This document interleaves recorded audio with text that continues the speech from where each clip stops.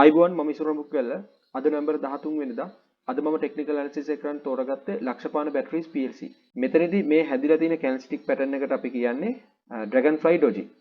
ඉතින් මේ වගේ ඩවුන් ට්‍රෙන්ඩ් එකක මේ වගේ සපෝට් ලෙවල් එකක මේ වගේ Dragonfly Doji එකක් හැදෙනවා කියන අනිවාර්යයෙන්ම මාකට් එක රිවර්ස් වෙලා අප් ට්‍රෙන්ඩ් එකකට යනවා.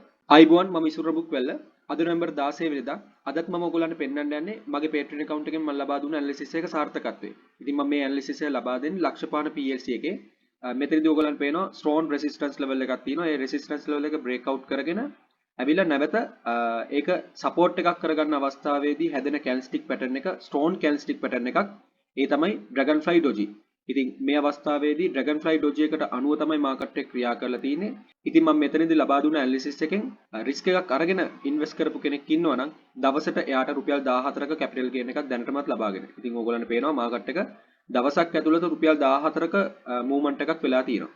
ඉතින් අපේ Patreon account එකේ link එක පල්ලෙහා description box එකේ දාලා තියෙනවා. ඒ link එක හරහා ගිහිල්ලා membership tab එකෙන් ඔයගොල්ලෝ pro investor කෙනෙක් විදිහට register වුණොත් ඔයගොල්ලන්ට මේ වගේ deeply technical analysis buy signals ඒ විතරක් නෙමෙයි candlestick patterns chart patterns වල කොහොමද trade කරන්නේ ඒ වගේම dividend predictions වගේ වටිනා දේවල් ඉක්මනටම සහ දිගටම ඔයගොල්ලන්ට ඉගෙන ගන්න පුළුවන්. එහෙනම් නැවත වතාවක් මේ වගේම සාර්ථක වෙච්ච analysis එකකින් අපි හම්බෙමු. Thank you.